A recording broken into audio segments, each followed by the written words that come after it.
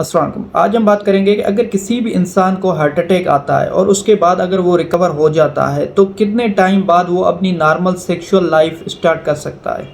तो अगर किसी भी इंसान को हार्ट अटैक आ जाए और वो अनकॉम्प्लिकेटेड हार्ट अटैक हो, यानी पेशेंट कार्डियोजेनिक शॉक में ना गया हो, पेशेंट ने किसी किस्म की इरिथमियाज ना डेवलप की हो और किसी भी किस्म की पेशेंट को कॉम्प्लिकेशन ना हुई हो, तो ऐसे में पेशेंट नॉर्मली 2 वीक्स के बाद अपनी नॉर्मल सेक्सुअल एक्टिविटी स्टार्ट कर सकता है। अब इसका जवाब इतना आसान नहीं है। ये डिपेंड करता है कि पेशेंट हार्ट अटैक के बाद कितने टाइम बाद रिकवर हुआ है। अगर किसी भी पेशेंट को हार्ट अटैक आया और उसकी एंजियोप्लास्टी टाइम पे हो गई तो ऐसे patient usually with in 2 weeks में अपनी नॉर्मल सेक्सुअल एक्टिविटी स्टार्ट कर सकते हैं।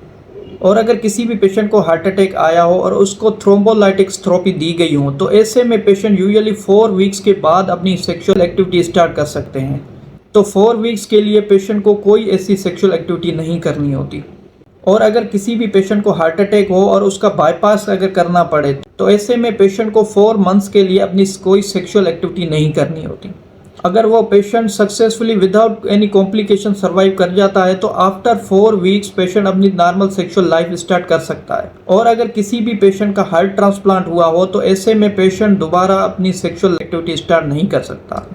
और अगर किसी पेशेंट को हार्ट अटैक आता है उसके बाद वो हार्ट फेल्यूर में चला जाता है और उसका इजेक्शन फ्रिक्शन 30 to 35 तक रहता है, उसके बाद अगर पेशेंट विथ मेडिसिन से स्टेबल रहता है तो ऐसे पेशेंट्स को भी काफ़ी रिस्ट्रिक्शंस होती हैं। यूजुअली ऐसे patient twice in month sexual activity कर सकते हैं, उससे ज़्यादा ऐसे पेशेंट नहीं कर सकते। अगर उससे ज़्यादा वो सेक्सुअल एक्टिविटी करेंगे तो उसको शॉर्टनेस ऑफ ब्रीथ होगी।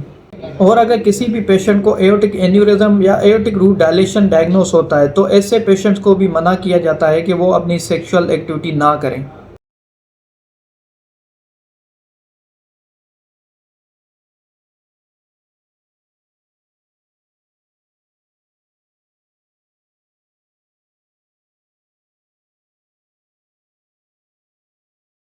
Thank you.